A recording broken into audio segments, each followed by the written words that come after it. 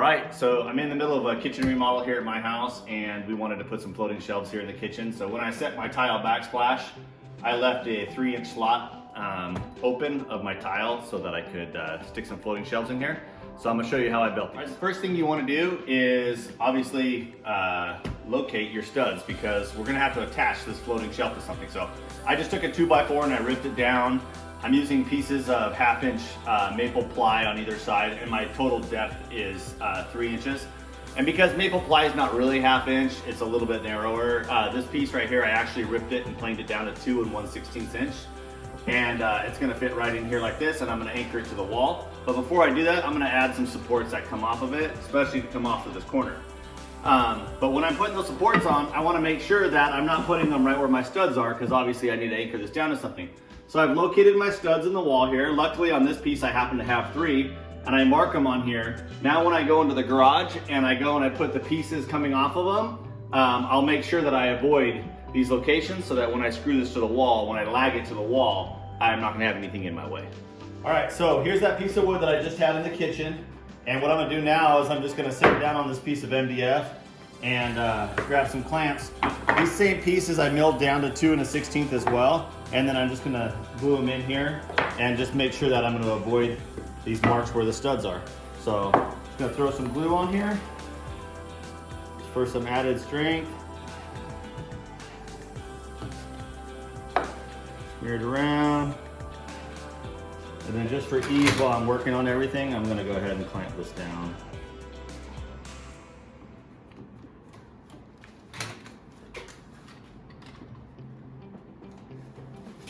Throw a clamp on this so it doesn't move while I'm screwing it in. All right, I'm gonna use this countersink even though these screws that I'm using aren't really made for countersinking. I'm gonna do that because it just helps it sink down, and since my counter bit screw isn't long enough, I want to get into the other one without splitting it out. And I'm just using these 3 1/8 inch cabinet screws that I use for hanging boxes on the wall. Works perfect for this. And I just want it to go and sink down so that it's not going to be holding this thing back off the wall. So.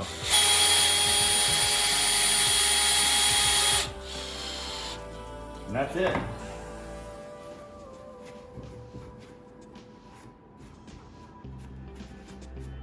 Now I'm going to go ahead and do that with these other 3.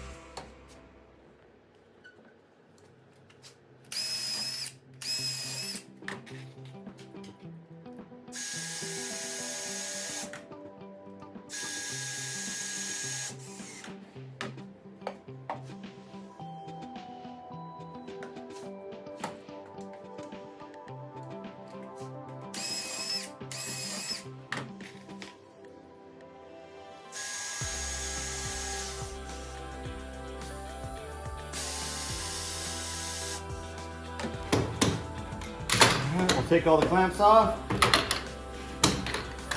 clean up the glue.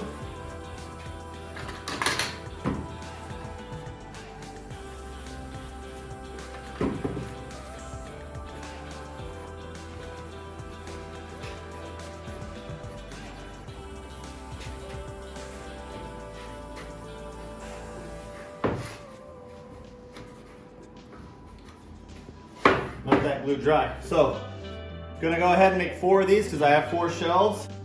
All right, now that I have this frame all built up, I'm gonna route some of these edges over, and I'll show you why. So this is just a scrap piece of the 1/2 inch I'm gonna be using, but When this gets mounted to the wall, and this is in a box form, and this plywood's never perfectly straight, and you're trying to put it on, sometimes when you have these real square edges here on the fronts of these supports, and then on the back here, both top and bottom, if you're trying to slide this on, sometimes it catches and it's just kind of a pain in the butt.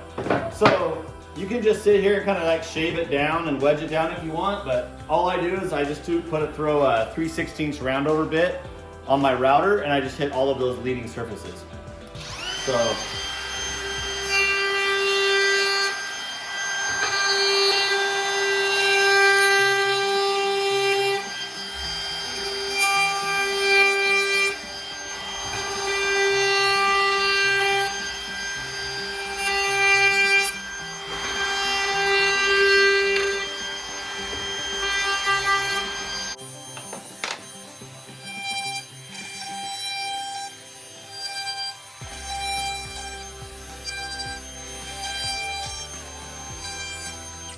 there we go. Now when I take this, and this is mounted to my wall, and I've got this, and I'm trying to slide it on, it's not gonna meet the resistance here or here, and it gives me the ability to just kind of like bump the shelf, tap it, put it on. Like I said, you come in here with a planer if you want, or just sandpaper or whatever like that, and throw a little, little angle on it on either side, and it would accomplish the exact same thing.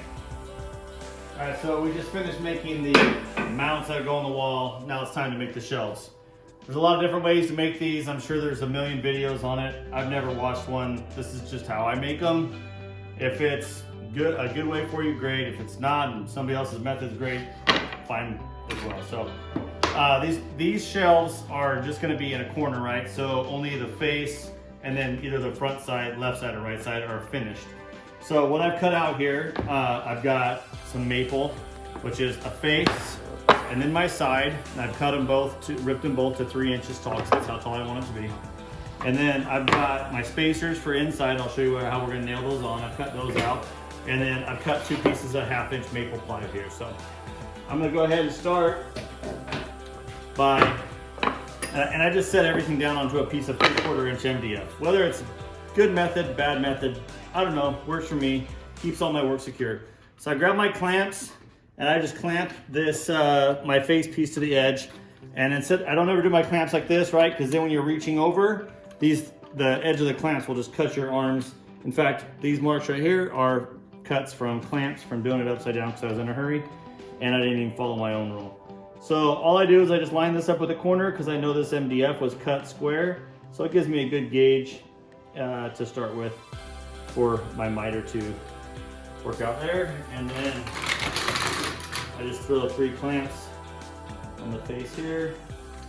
A little bit.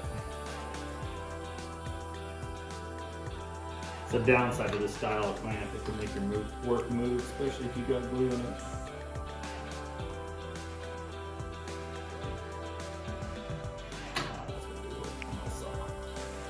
All right, so I clamp these on. This one more over here.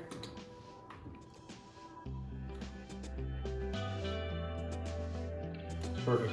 And then I just slide my piece of 1/2 inch in here, which that's the finished face. I don't want that. So that way, slide that in here. Nice. I'm gonna have to clamp a little bit. It's got a little bit of a bow to it, but we'll see how this matches up. Miter looks nice. Now, to keep my miter nice and tight, I come in here, good old blue tape. Have that miter exactly how I want. Kind of put a little bit of tension on the tape. As you pull it, it'll stretch. And that stretch helps keep that miter nice and tight through all the gluing and everything else that we're gonna be doing. All right, so now I've got that. I'm looking inside here. Everything's nice and square, so I'm good to start gluing. I had some pieces of 13 ply Baltic birch, so I just ripped it to the dimension here. It was like, I don't know, 2 1/4 or something. I can't remember what it was. 2 1/16. Yeah, 2 1/16. And that's gonna give me the perfect spacer for when I lay the next piece of 1/2 inch down inside here, because that maple ply is actually not exactly 1/2 inch. It's about a 32nd shy. All right. So now what I'm gonna do is I've got this spacer sitting here, My other spacer is gonna go right here. I'm looking at everything, making sure it's all nice and tight and that everything's gonna line up and it looks good. So I'm gonna go ahead and flip this piece down here. I'm gonna pull out my maple ply here and I'm just gonna put a small bead of glue on the bottom of this so that it doesn't ooze all out and end up all over the MDF and end up gluing my work to the worktop. And then I just knock that down with my finger there.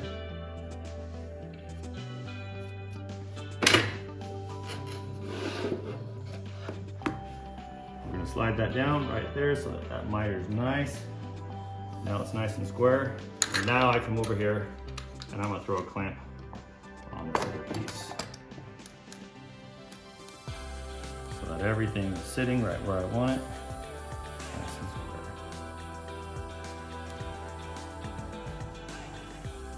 All right, so as you can see, either this piece of maple, which it is the piece of maple, it's got just a little bit of a bow to it.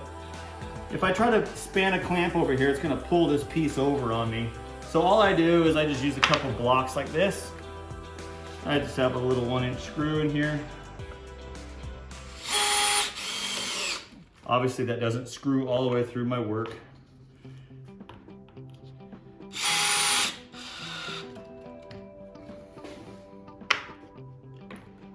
Actually, I don't even need one over here. I'll use these ones over here.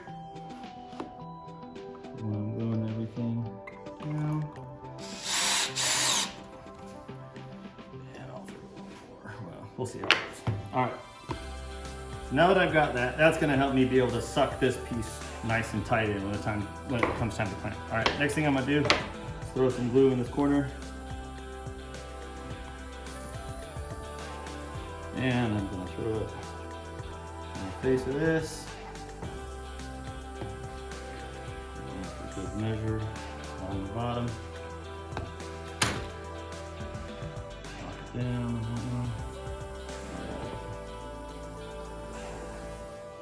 Now what's critical in the spacing on this, at this point of gluing, it's critical that this piece of 1/2-inch plywood is all the way down. This piece of 3-inch that I have is all the way down because now the spacing is set for how that piece is gonna come in. So what I do is I just grab one of these little spacers that I have and I come here and I just put a clamp all the way down like this. And as you can see, that clamp doesn't touch the 3-inch piece. It only comes back and hits my piece, my spacer inside it. So now I know that my spacer is sucked all the way down to the very bottom, and I know that my face piece here is nice and flush because there are no gaps between the MDF. So now I know that this piece is pushed all the way down. I know that this piece of plywood is now flush with the bottom of this, and then what I do when I have that is I just pop a couple staples in it.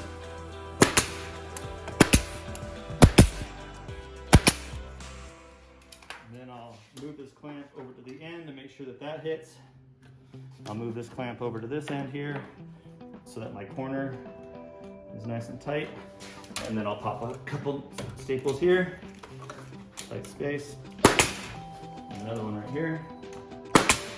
All right, now that piece is in.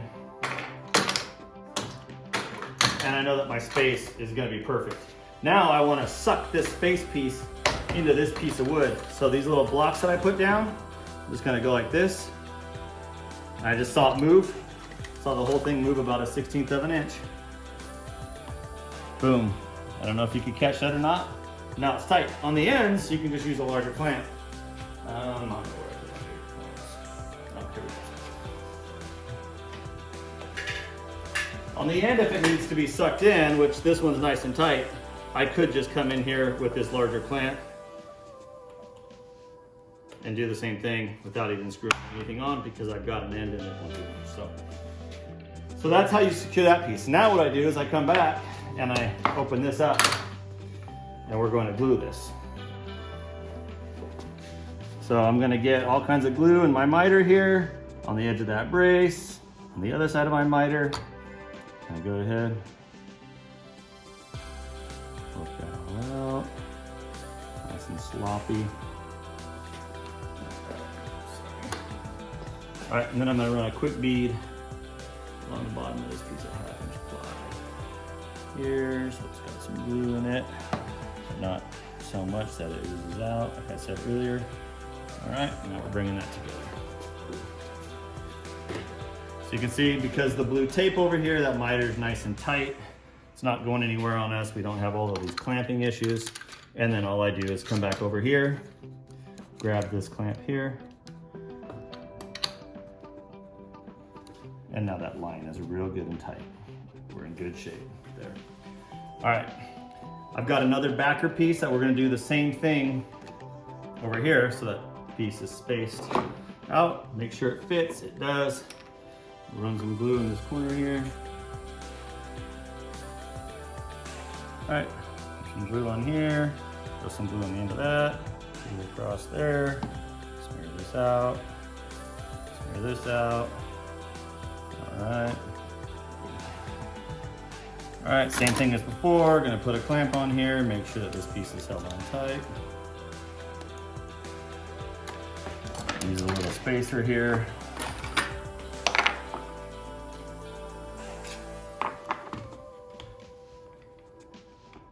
Make sure that piece is held down nice and flush. Starting to get a lot of clamps over here. Oops. Sorry, it's late, I'm tired. All right, clamp that down. All right, look across here, it's nice and flush. Grab my staple gun. And of course,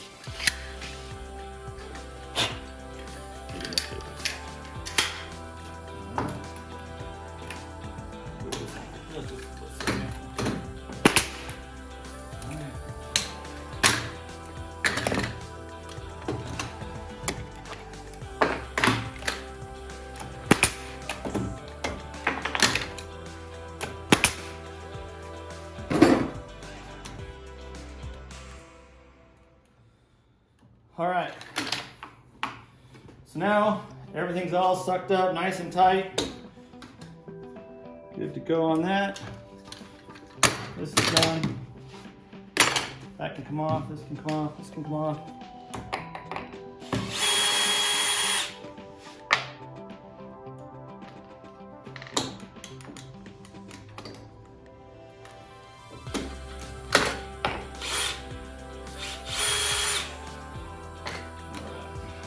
Last but not least. All right, at any point, if you wanted to use a brad nailer and like brad nail these things down, any joints you want to, you can totally do that. I'm not doing that simply because I don't want to have to worry about filling holes later. So I'm just keeping it all glue. Like I said, you can do what you want.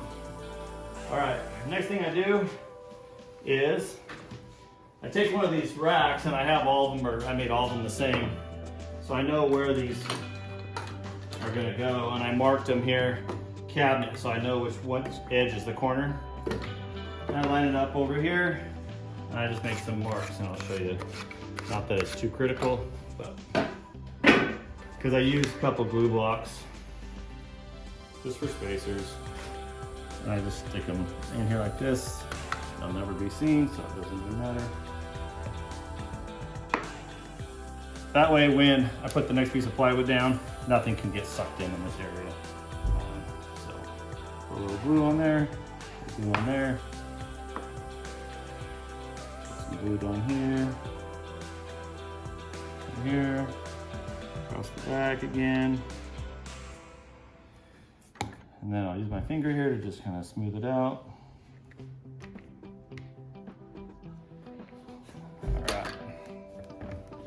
All right, I'm gonna take my last piece of plywood here, bring it in, and set it down just like that. All right, now what I'll do, just take some clamps, lightly clamp it, doesn't take much.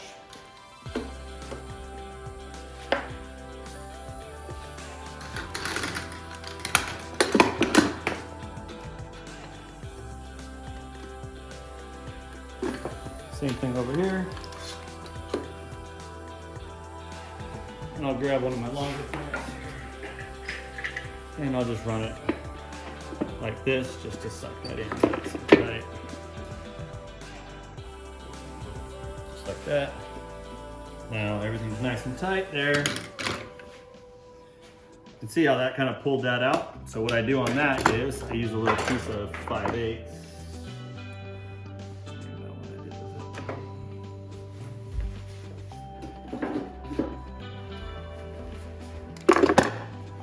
Stick this 5/8 in the back here. And I come over here, this clamp just barely fits with this dimension. And you see how this is all opened up like this? Just put my clamp on it and pull. That's it. Everything else looks good. I'll throw this on for good measure. Just to pull it in a little bit tighter. And then all I need to do is just come over here, check for any glue. A little bit of glue coming out here, a little bit of glue over here, and that's it. Then I just unclamp it from the actual top.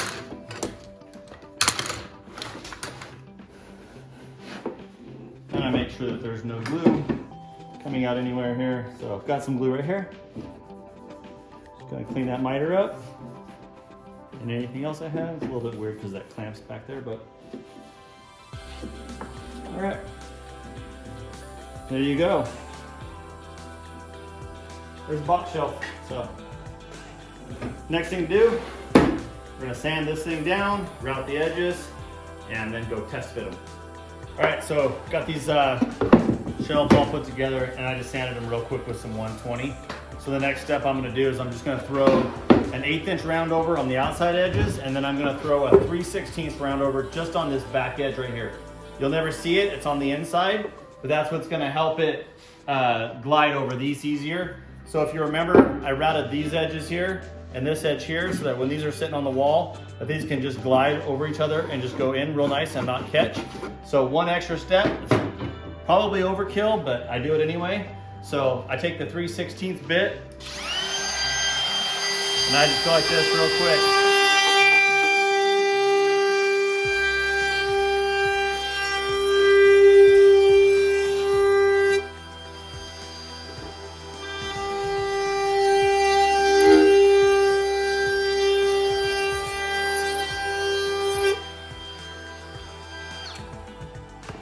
I just do that on the inside, so that way when this goes on it, when it's up in the kitchen, there's just nothing that catches it. Just makes it easier. Except you'll never see it. So that's the 3/16, and then I'm gonna do everything else with 8.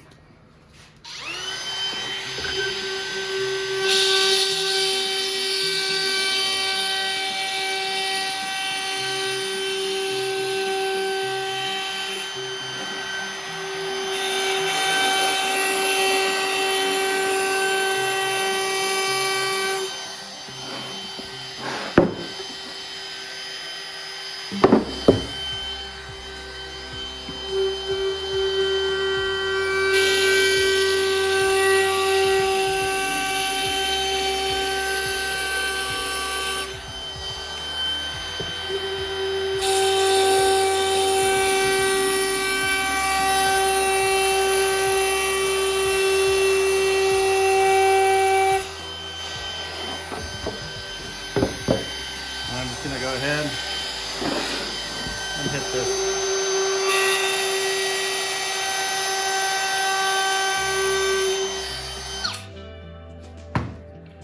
That's it. Now I'll just sand this down with 220, get it ready for finish. Okay, so time to hang this bracket on the wall. Got my marks for the studs, pre-drilled my holes. Got these big old framing screws, probably a little too big, but they should work. I cut a piece of the 1/2 inch so I can stick it below, stick it above. Yeah. Get it in that corner nice and square. I'll drive this first screw in here.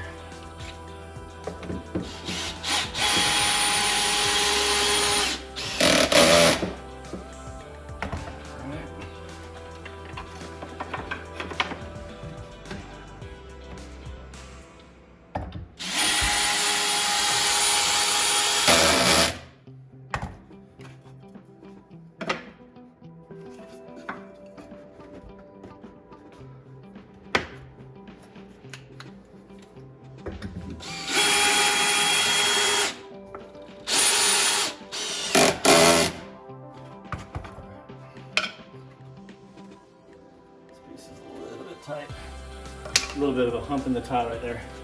And then for the last piece here, I'm gonna anchor this into the side of the cabinet. But we wanna make sure that we're perfectly level and up a little bit high. And the reason why I'm high right now is because I don't have bottom screws in. So I'll go ahead and put in some more bottom screws. That's why you do a top and a bottom screw, because that way you can tighten or loosen the top or the bottom and have it come down a little bit. So you get these in.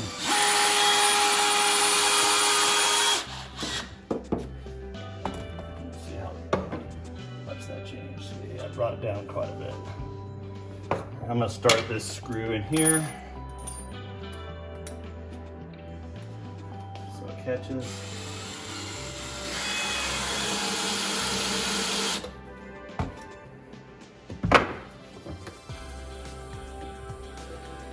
So we're level here, so I'm gonna bring it down a little ways here.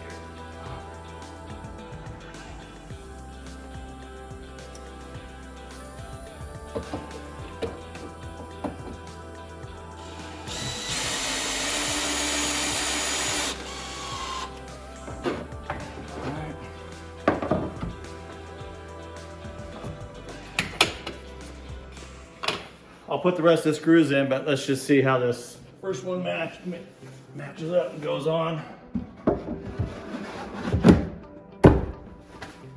Didn't even rehearse that. I'm glad it fits.